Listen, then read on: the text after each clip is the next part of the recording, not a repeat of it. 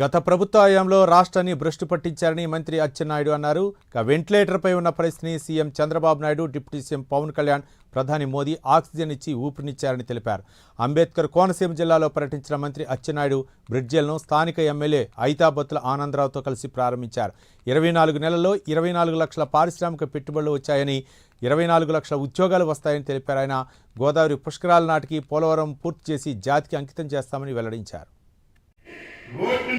Party అధ్యక్షుడు జైల్లో ఉన్నాడు 16 మాసాలు. జైల్లో ఉండే ఆ పార్టీని బతికించడానికి నీ తల్లి చెల్లి మండుడెండల్లో రాష్ట్రం మొత్తం మీద కాలినడకలో రాష్ట్రం అంతా తిరిగి నీ పార్టీని బతికించడానికి ప్రయత్నం చేశారు. 2019లో నువ్వు అధికారంలోకి వచ్చిన తర్వాత నీ కన్న తల్లిని చెల్లిని రోడ్డును పడేసినటువంటి నువ్వు నిజమైన వెన్నుపోటుదారుడు అని చెప్పి ఈ సందర్భంగా తెలియజేస్తున్నాను. ఇక మన మేనిఫెస్టో గురించి మాట్లాడుతున్నాను.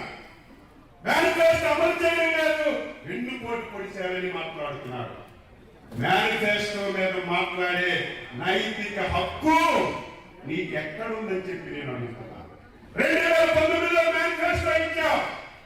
నేను అధికారంలోకి వస్తే మొదటి సంతకం మెగా డిఎస్సి మీద పెట్టి ఉద్యోగాలు ఇస్తానని చెప్పారు. పార్టీ అధ్యక్షుడు